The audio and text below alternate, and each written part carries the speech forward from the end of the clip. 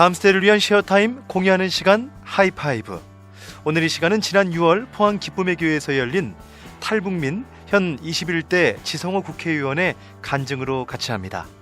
북한 땅을 향한 나의 사명이란 제목의 간증이었는데요. 오늘 하이파이브, 다음 세대들에게 그 마음을 두드리는 귀한 간증이 되기를 바랍니다. 많은 분들에게 공유해 주시고요. 댓글로 함께해 주신 분들을 추첨해서 선물을 전해드리고 있습니다. 많은 참여를 부탁드릴게요. 하이파이브.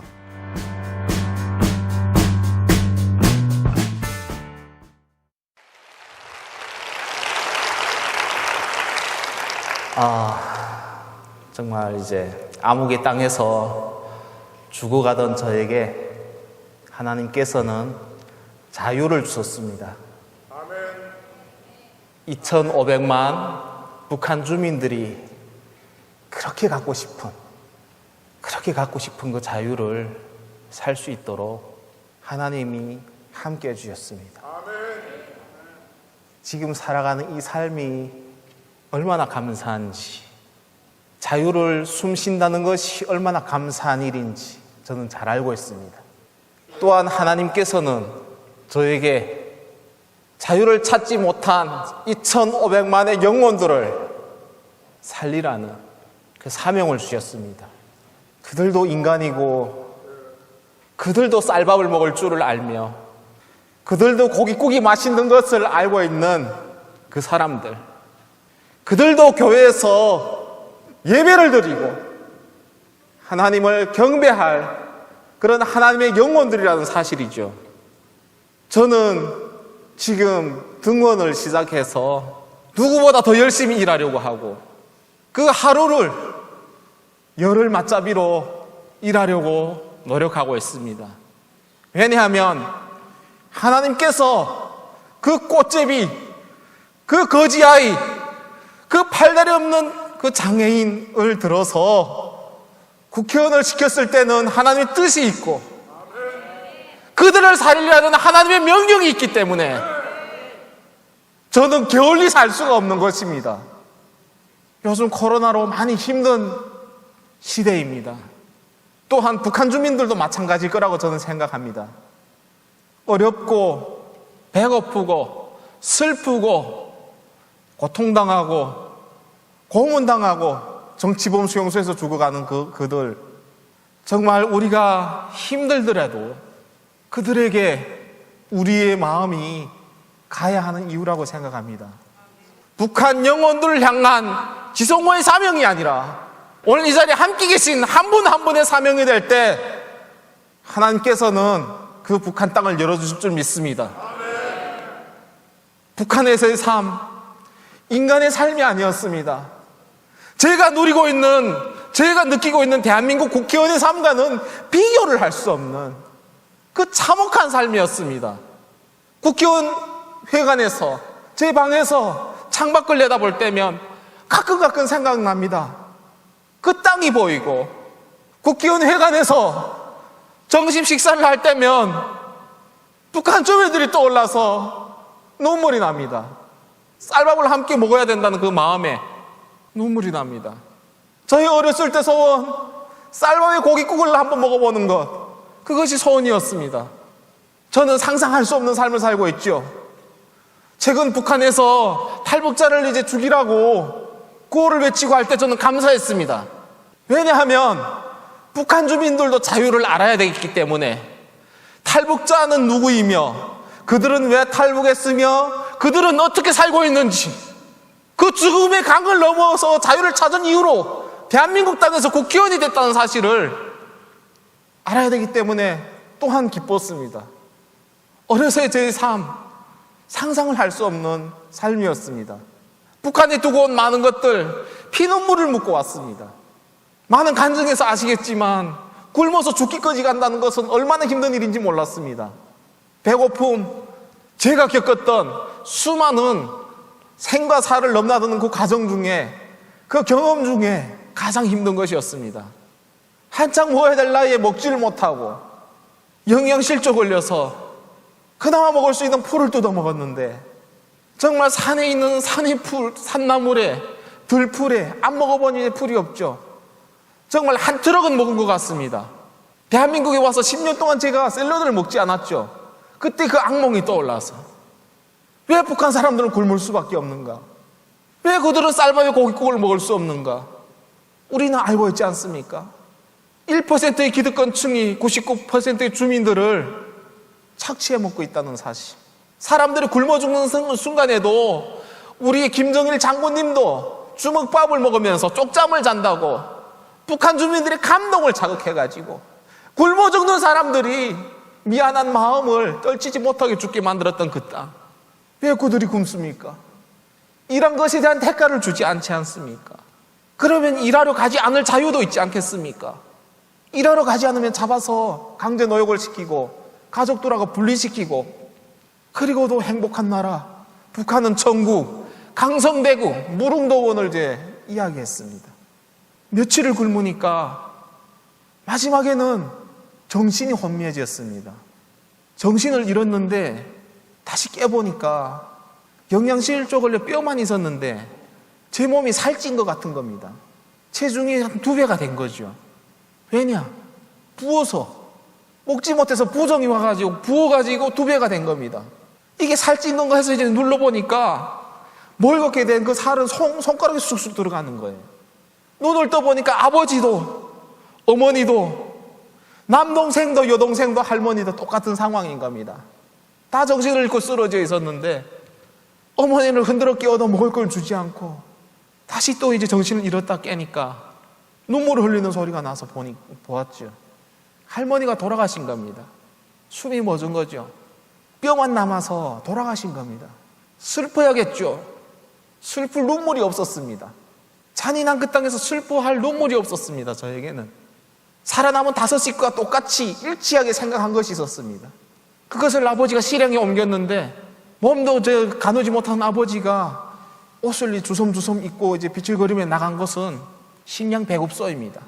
일한 것에 대한 대가를 줘야 됐던 그곳에서는 먹을 걸 주지 않았고, 집안에 사망한 이제 가족이 있으면 먹을 걸 주었습니다.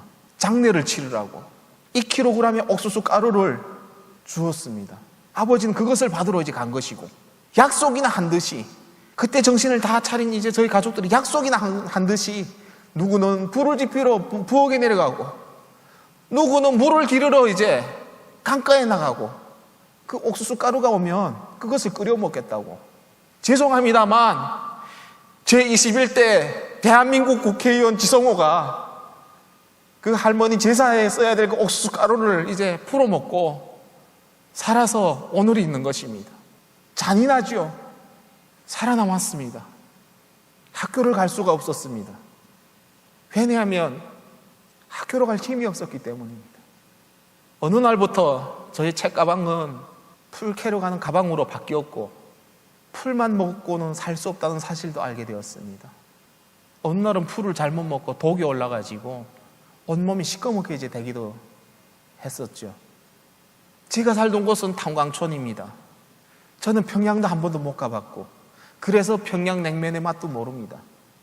평등하다는 그 북한 땅, 우리는 평양으로 갈 수가 없었고, 그 이유는 북한의 죽어있는 신 김일성이 금수산 태양궁전에 있기 때문에, 그 당시 살아있는 신 김정일이 평양에 있기 때문에, 같은 국민이지만 검증 안 된 사람들은 이제 들어올 수 없다고 해서 평양으로 갈 수가 없었던 것이고, 그래서 탄광에 살아야 했고, 신분이 나빠서 탄광에 살아야 됐고, 그런 우리는 대학교로 갈 수가 없었고 가난하게 굶주리며 살아야 했습니다. 함경북도 회령시 학포탄강이라고 하는 곳은 북한의 일명 고난의 행군이라고 부르는 그 시기에 지역 인구 비율수로 봤을 때 가장 많은 사람들이 굶어 죽은 곳입니다. 그런 그 땅에서도 우리에게 그나마 다행이라고 생각했던 것이 있다면, 제가 살던 그 탄광촌 30분을 이제 걸어가면 그 깊은 산 속이 나오는데, 그 안에는 정치범 수용소가 있다는 사실입니다. 그 당시 22호 정치범 수용소가 있다는 사실입니다. 그곳에서 노예처럼 영원히 나오지 못하고 온갖 인권 유린을 당하면서 죽어가는 그곳에 이제 살지 않는다는 것만으로도 제 고향 사람들은 다행이라고 생각했고 그렇게 살았습니다. 그곳에서는 그 정치범에 수감된 사람들이 매일과 같이 석탄을 캐서 발전소로 밖으로 이제 내보냈습니다. 그들은 어떤 사람들인가? 그곳에 이제 일하고 있는 그 노예들은, 노예같이 사는 사람들은 누구인가? 많은 사람들이 하나님을 믿는 사람들. 내가 왜 그 땅에서 지금 이 삶을 사는가를 모르고 있는 그 후손들이, 그 조상들이 하나님을 믿었다는 이유로 그곳에 태어난 그 자녀들이 앞으로 태어날 그 자녀들이 노예로 영원히 살아야 되는, 우리가 한국교회가 그 끈을 끊어주지 않는다면 영원히 그렇게 죽어가야 되는 사람들, 그것이 정치범수용소입니다. 그 석탄을 훔쳐서 팔면 조금의 옥수수를 살 수가 있었습니다. 그래서 그것을 훔쳤습니다. 달리는 열차에 매달려서 훔쳤고, 군인들이 총을 들고 때로는 공탄도 쏘고 때로는 실탄도 쏩니다. 맞아 죽지 않기 위해서 피하면서 또 훔쳤고, 굶어 죽기나 총에 맞아 죽기나 매 한 가지였고, 내 고향 사람들은 그렇게 열차에 매달려서 석탄을 훔쳤습니다. 다른 방도가 없었으니까요. 너무 힘들었습니다. 뼈밖에 없었던 저에겐 너무 힘들었고, 등에 척추에 뼈가 없으니까 그 돌덩이 같은 석탄 자루를 매면 척추에 가죽이 다 벗겨져 가지고 그 석탄가루와 그 땀으로 너무나도 쓰립니다. 내 나이 13살, 키가 120cm, 그 어린 나이에 그 석탄 자루를 메고 달린 열차에서 훔쳐서 회령 큰 도시에 내려서도, 거기서도 이제 매집마다 문 두드리고 아파트 4층, 5층을 이제 오르내리면서 석탄을 사라고 문은 두드리고 다녔습니다. 1996년 이제 3월 7일은 저에게 너무 슬픈 날입니다. 저희 부모님들이 저를 건강한 자녀로 태어나게 해주셨는데, 제가 그날에 저의 몸에 그 고통을 당한 날입니다. 96년 3월 7일, 그날은 추운 겨울이었습니다. 제가 살던 곳은 러시아 시베리아하고 이제 맞닿아 있는 곳이라 가지고 너무 다 춥습니다. 낮에도 이제 군인들의 눈을 피하기 위해서 밤에 달리는 열차에 매달렸고, 며칠을 먹지 못하다 보니까 빈혈이 왔습니다. 끝내는 이제 2시간 동안 가는 열차에서 끝내 견디지 못하고 회령역에 이제 거의 도착할 때 정신을 잃었습니다. 엄청나게 큰 기계 소리가 들리는 것을 이제 느꼈고 정신을 잃었는데, 눈을 떴을 때는 처참한 환경이 벌어졌습니다. 저는 60톤 화물열차에서 떨어져 가지고 화물열차 철로 사이에 제가 누워져 있었고, 그 사이 안에 누워져 있었고, 제 왼 다리는 철길 철로 위에 놓여져 있었는데, 그 60톤 화물열차들이 제 다리를 밟고 이제 지나간 겁니다. 다리는 절단되어 가지고 피가 이제 나오는데, 그 피 비린내가 주변에 흩어졌던 살점들이 그 고통을 말해줍니다. 둘숨은 쉬는데 날숨을 쉴 수가 없는 겁니다. 숨이 컥컥 막혀가지고 숨을 쉴 때마다 피가, 잘려진 다리에 피가 퍽퍽 나오는데, 그럼에도 그때 들었던 생각은 이 피를 멈춰야만 내가 산다고 생각했습니다. 그 고통 속에서 그걸 이제 멈추려고, 그 영하의 날씨에 다리가 막 찢어지는 듯한 그 시려움도 이제 참 그걸 멈추려고 다리를 잡으려고 하니까 손가락도 세 손가락이 없습니다. 열차에 다 짓이겨져 가지고 없어진 거죠. 거기서도 피가 나옵니다. 살려달라고 외쳐도 도와주는 사람이 없었고, 정말 인간이 그렇게 이제 잔인하다고 생각해 본 적은 없었습니다. 처음으로 저희 여동생이 그날 따라 내려갔었는데, 그 우는 소리에 그 소리를 듣고 이제 찾아왔고, 12살 난 여동생은 그것을 보고 무서워서 벌벌 떨고 있었습니다. 제가 너무 춥다고 하니까 그 누더기 같은 옷을 벗어서 덮어주면서 죽지 말고 살아야 된다고 철도 관계자들에게 호소해서 병원으로 이제 이송되게 했는데, 그날에 이제 함께 내려갔던 어머니가 그때야 이제 알게 되었었습니다. 그 사실을, 그 광경을 목격하고 그 자리에 풀썩 주저앉아가지고 차라리 내가 이렇게 될 걸, 이 험한 세상에서 어떻게 이제 살아가냐고 눈물을 흘리던 그 모습을 저는 잊을 수가 없습니다. 병원에 도착을 했는데 의사들은 그 거지, 꽃제비 이제 석탄가루와 피범벅이 된 그 거지를 수술하고 싶지 않은 겁니다. 그 당시 길거리에 널브러져 있는 것이 사람의 시체인데 그것을 수술하지 않는다 해가지고 그들이 책임을 질 일도 없었습니다. 어머니 그 모성애가 눈물 흘리면서 살려달라고 했던 그 모성애가 그 의사가 수술장으로 저를 데리고 들어갈 수 있게 했었고, 수혈할 피도 없고 마취제도 없는 상황에서 수술을 당할 수밖에 없었던 그 당시 저의 현실이었습니다. 수술장에 수술 침대에 저를 들어서 눕혔던 생각부터 수술장 밖에 나오기까지 3시간 반 동안의 그 시간들 저는 기억하고 있습니다. 그 지옥 같은 순간순간이 잊을 수가 없고 1초를 몇백 분의 1로 나누는 것만큼이나 그 시간이 길게 느껴졌습니다. 의사와 간호사들과 저의 눈은 항상 마주쳐 있었고, 수술용 메스를 가지러 가서 그 의사가 그 칼로 제 다리를 자르는 그 소리와 그 고통을 저는 이제 오롯이 느껴야 했었고, 톱을 가져다가 다리 뼈를 이제 써는 그 고통을, 온몸이 뼈가 연결되어 있어가지고 그 떨리던 그 고통을 느껴야만 했습니다. 얼마나 힘들었던지, 지옥이 있다면 그것이 지옥이겠죠. 마취제 없이 수술한다는 것은 너무나도 힘든 일이었습니다. 톱으로 썰고 나서 또 줄칼로 그걸 갈고 심줄을 자르고 마침내는 너무 고통스러워 정신을 이제 잃었는데, 눈을 떠보니까 왼쪽 손이 없어졌습니다. 손가락이 잘렸었는데 손목을 절단해 버려가지고 붕대를 감아놨는데 그냥 뭉퉁한, 이제 너무 기가 막혀가지고 내 손이 어디 갔냐고 그들은 대답해 주지 않았습니다. 수술은 계속됐고 숨을 쉴 수가 없는 그 고통이, 3시간 반 동안 수술을 마치고 이제 나오니까 수술장 밖에 있던 어머니는 정신을 잃고 쓰러진 겁니다. 그 아들이 그 살려달라는 그 고함 소리가, 그 비명 소리가, 그 어머니로서는 듣기 힘든 그 고통이 북한의 어머니로 태어난 죄입니다. 수술장 밖으로 나오니까 아버지가, 강제로 끌려나가 노역하던 아버지가 와 있었습니다. 그 아버지에게 주어진 것은 아들이 팔다리를 자르고 누더기 옷을 다 가위로 잘라낸 그 수술용 폐기물을 주면서 갖다 묻으라고. 아버지는 그 자리에 이제 주저앉아가지고 눈물을 흘렸습니다. 나에게 죄가 있다면 당에서 하라는 대로 일한 죄밖에 없는데 내 아들의 팔다리도 이제 지켜주지 못하는 그 가련한 아버지가 무슨 아버지냐고. 수술하고도 의약품이 없으니까 병원에서는 퇴원시켰고, 알아서 살든 말든 이제 알아서 하라는 건데, 수술용 이제 그 의약품도 본인이 사가야 되는데 우리같이 가난한 집에서 어떻게 의약품을 살 것이며, 다리가 썩어나는데 마취제를 살 돈이 어디 있고 항생제를 살 돈이 어디 있겠습니까? 아들이 썩어나는 다리를 이제 보면서 고통에 울고 있는 그 모습을 보는 부모의 심정은 어땠을 것이며, 그 동생들은 얼마나 힘들었겠습니까? 그래도 아버지는 이야기했습니다. 우리는 죽어도 같이 죽고 살아도 함께 살아야 된다고.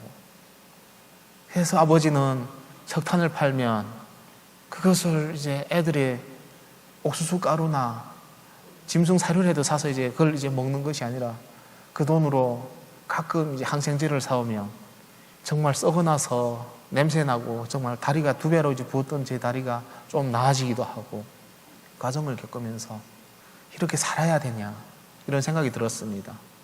정말 나을 기미가 보이지 않고 그 고통은 이제 참을 수가 없으니까 동생들은 풀을 먹어야 했었고, 여름이 돼가지고 텃밭에 옥수수가 몇 개 달렸는데 2자루씩 잘라서 어머니가 죽을 쓰면 온 가족이 반 그릇씩 죽을 차려집니다.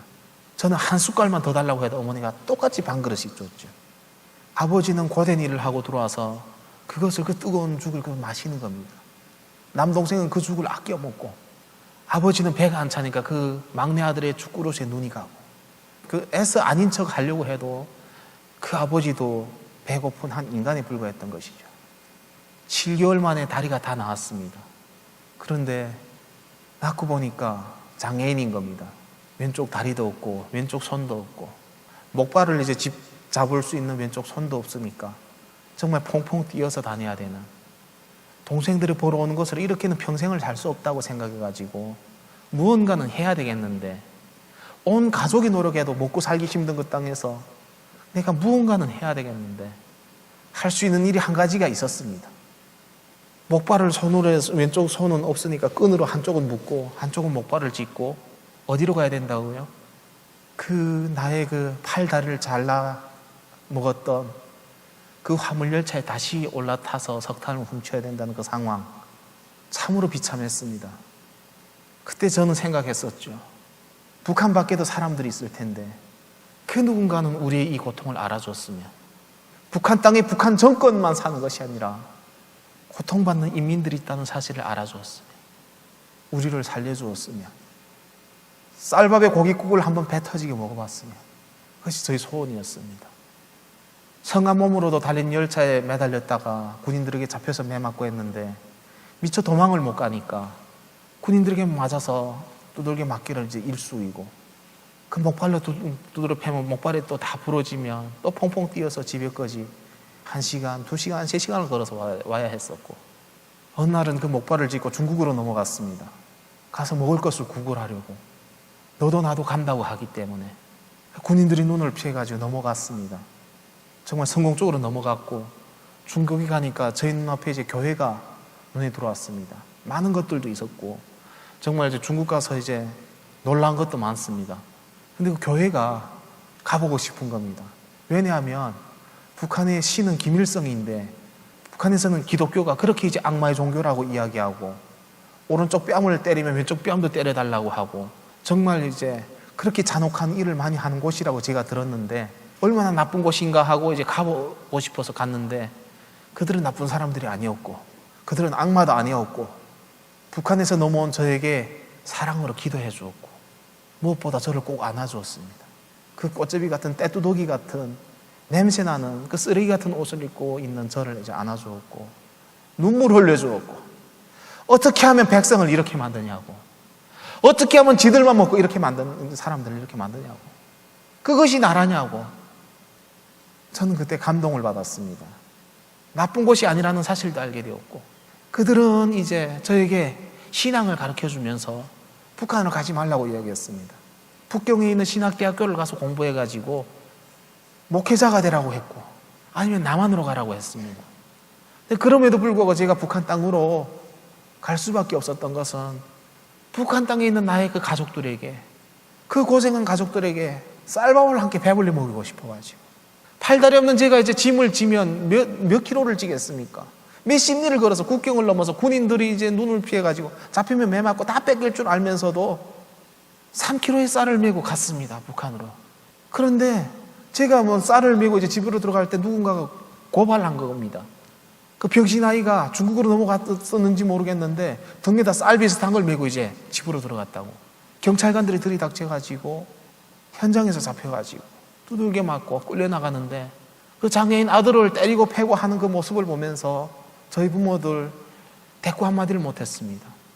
그 북한의 공권력이 그 무서워가지고, 다 같이 잡아갈까 봐 무서워가지고 감옥에 가서 두들겨 맞고 고문당하고, 마지막에는 너 같은 병신이 이제 죽지 않고 살아서 공화국의 국격을 떨어뜨리고 수령의 권위를 손상시킨다고 구두발로 제 목을 짓밟을 때 저는 하나님께 물었습니다.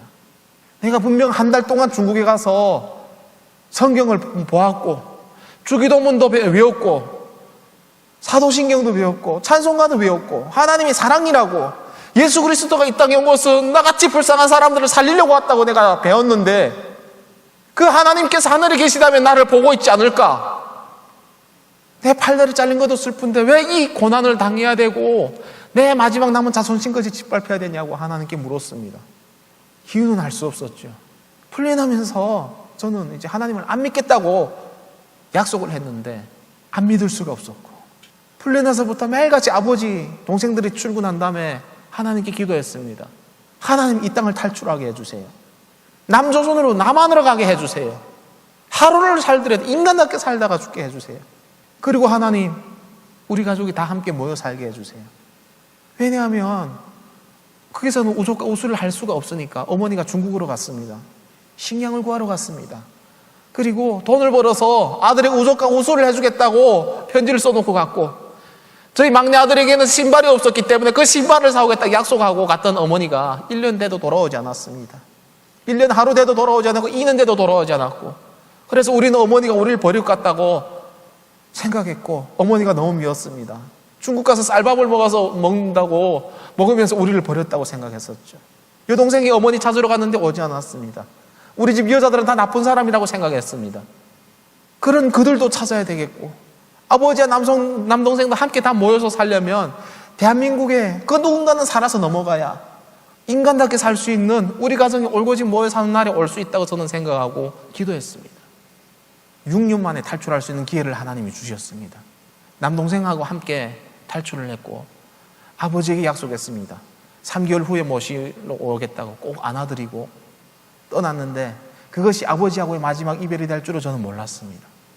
두만강가에 나오니까 군인들은 뒤에서 코골며 자는 소리가 들리는데 정말 군인들이 눈꽃이 피해서 두만강 앞에까지 왔는데 여러 날 비가 오다 보니까 물이 불어가지고 넘을 수가 없는 겁니다. 그때 제가 하늘을 향해서 별이 초롱초롱한 그 하늘을 향해서 하나님께 기도했습니다. 이 강을 넘게 해주세요. 하나님 도와주세요. 남동생도 함께 그날 기도했습니다. 하나님 이 강을 넘게 해주세요. 물이 떠내려가서 죽어가는 저를 남동생이 이제 헤엄쳐서 따라 내려가가지고 중국 땅으로 넘어와가지고 살았습니다. 그 강을 넘었고 또 힘들게 연길이라는 도시까지 왔는데 그곳이 오면 저는 대한민국 정부가 우리를 다 데려갈 줄 알았습니다. 박수치면서. 그 누구도 도와주는 사람이 없었습니다. 대한민국 헌법에는 북한 주민들도 우리 국민입니다. 북한 밖을 넘어서 자유를 찾겠다는 그 북한 주민 역시 우리 국민입니다. 그런데 우리는 돕지 못하고 있습니다. 국가 차원에서 돕지 못하고 있습니다. 그럼 우리 한국교회는 도왔나요? 많이 노력하고 있습니다. 그래서 많은 사람들이 또 그 루트를 통해 가지고 왔습니다. 근데 저에게는 그것이 이제 닿진 않았었죠.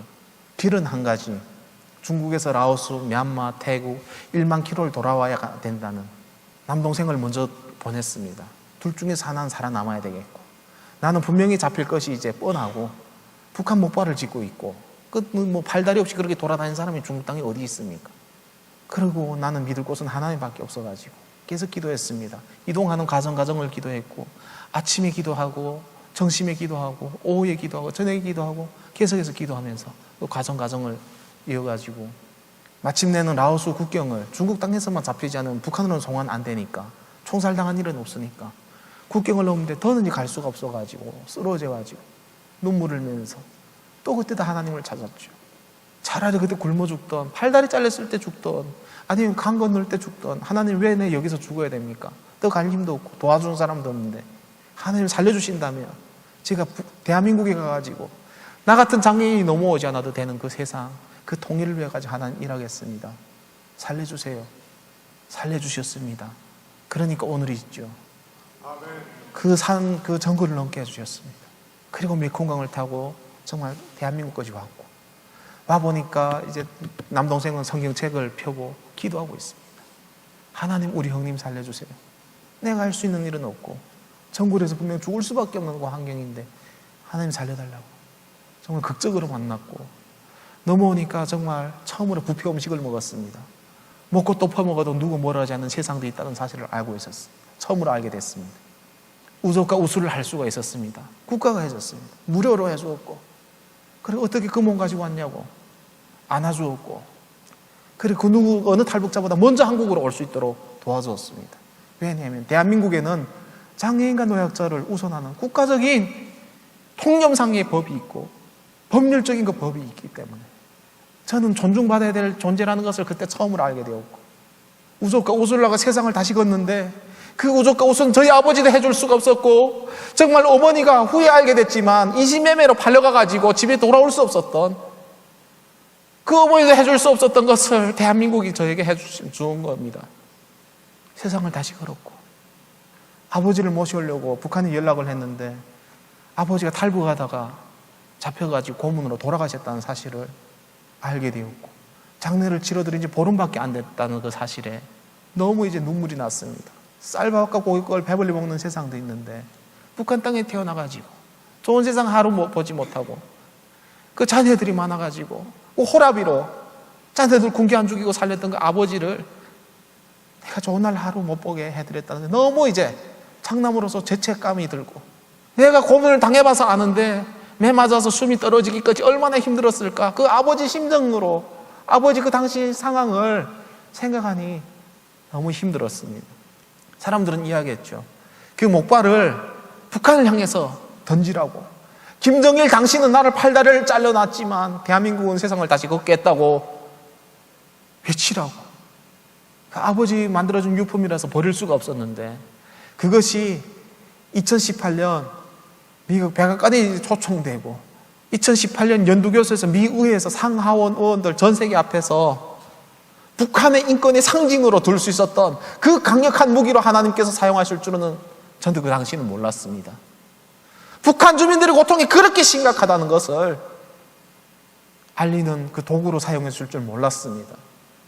지구 반대편에 있는 미국의 상하원 의원들이 들어든 그 목발을 보면서 기립박수를 하면서 환호를 하면서 응원을 해줄 때, 그 자유를 찾으라고, 북한 주민들에게 자유를 주라고 기립박수를 할 때 저는 눈물이 났습니다.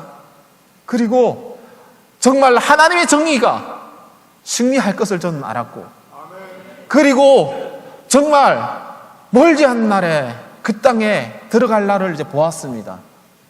대한민국에 와가지고 열심히 살았고, 정말 봉사를 하면서, 대학 공부를 하면서, 또한 북한 인권 활동을 하면서 20만 원이란 작은 돈으로 만들어졌던 그 단체에서 하나님이 주신 마음으로 일을 했을 때 10억이라는 돈이 만들어졌고, 그 돈으로 중국에 팔려다니는 이제 미성년자 탈북 여성들, 나의 어머니 같은, 나의 누나 같은, 나의 동생 같은 사람들을 500명을 구출할 수 있는, 생명을 구할 수 있는 그런 기적을 하나님이 주셨다는 것을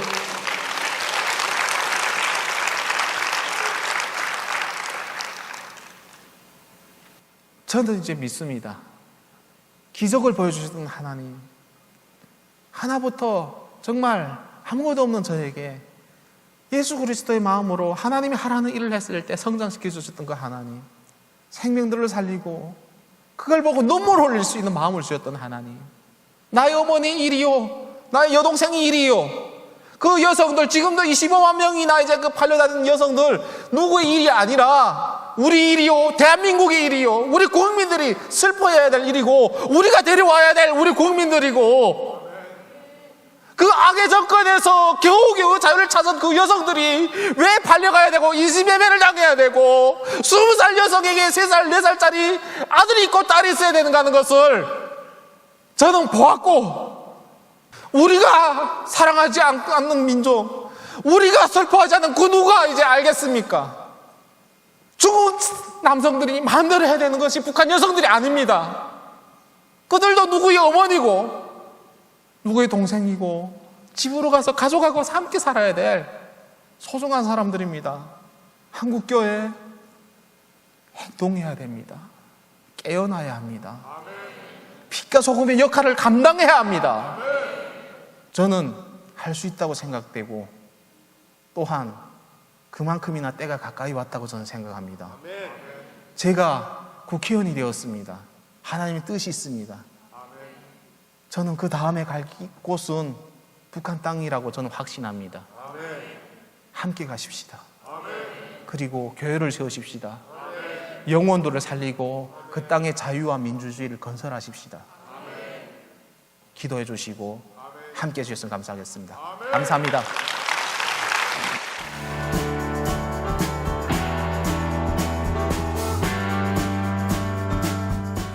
하이파이브, 지금까지 현 21대 국회의원 탈북민 지성호 국회의원의 간증으로 같이 했습니다. 북한 땅을 향한 나의 사명, 지성호 의원의 사명뿐만 아니라 오늘 이 방송을 듣고 있는 우리 극동방송 가족들의 사명일 수 있습니다. 오늘 이 방송 믿음의 다음 세대가 들었다면 유튜브 댓글로 참여해 주시기 바랍니다.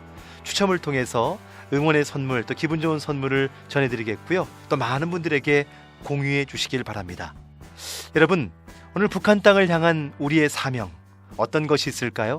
오늘 여러분의 마음 가운데 하나님의 선한 도전이 있었기를 기대하고 응원합니다. 다음 주에 인사합니다. 하이파이브.